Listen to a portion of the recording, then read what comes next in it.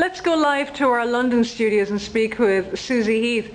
Susie, we're almost afraid to ask you questions because it's so controversial, especially with every man in the city throwing apples at their TV screen right now. What are you trying to do to them? I'm trying to give men back that ability to start nurturing women again, to honour and respect and look after us and be our protectors again. We've forgotten how to ask men to protect us. They've forgotten how to protect us, and it's actually their natural instinct. What I found with working with men is they actually love looking after us. They love making women happy.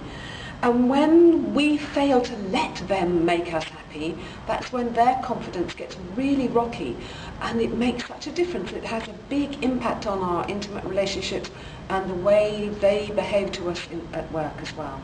It's quite a fascinating and quite complex mix here. What's all this about you getting women back into skirts? Yes, I understand after we've spent so long trying to learn how to wear the trousers, but we even have that phrase, who wears the trousers in your household? And very often it's the woman wearing the trousers, and it's become a cliche now. What's happening is that women have taken away that, I will call it that honouring of the man in the household. Can I tell you a story about a client? Oh, please. I had a couple, I do quite a lot of intimate relationship therapy, but it's not telling them about the intimate bit, because whatever happens in the bedroom happens outside the bedroom first. So whatever doesn't happen in the bedroom is because of what's happening outside the bedroom.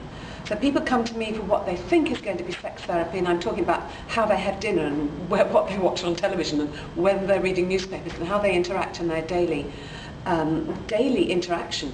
And I had a couple who came and they hadn't been having intimacy at all for a long, long time. And I sat them down and said, how do you eat your meal?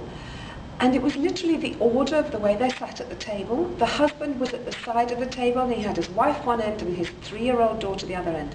He was completely out of the picture of being the head of the family. What I suggested is they put the little girl at the side, put him back as the head of his table, and he became like the king. And it was fascinating, that one shift of dynamic energy, how he became the king and proud of his court, his family that he was there to nurture. The whole family situation changed. The little girl stopped being bolshy and aggressive. She became very sweet and charming again as the wife and the little girl started to honour him. He changed the way he worked at work as a result of that, because prior to that he was frightened to come down the front path with his key in the door, because he was frightened as to what he was going to find when he opened that front door. And I hear this from men all the time. So you're saying men are afraid of what's on the other side? Terrified. They are really scared of what they're going to find, because very often the woman's just going to unburden herself with all the stuff that has been going on in her life, and she doesn't give time for him to re-establish himself as head of the household. I know that sounds a terribly old-fashioned thing. I'm not trying to be old-fashioned. What I want to do is take all the good things that really work in relationship and show people how there's a new way that we can really work in harmony. It's like the masculine and the feminine working together in conjunction to create a really healthy, wholesome relationship, rather than this very fragmented way we've got in relationship now. Our divorce rate is so high, Marie. It's really terrifying. So something has to change. There has to be a new way of education with relationship. And I believe I've got one of the keys. I don't know everything, but I do believe I have a lot of keys. And what do you say to people, Susie, who feel that women have just come way too far to throw it all away now?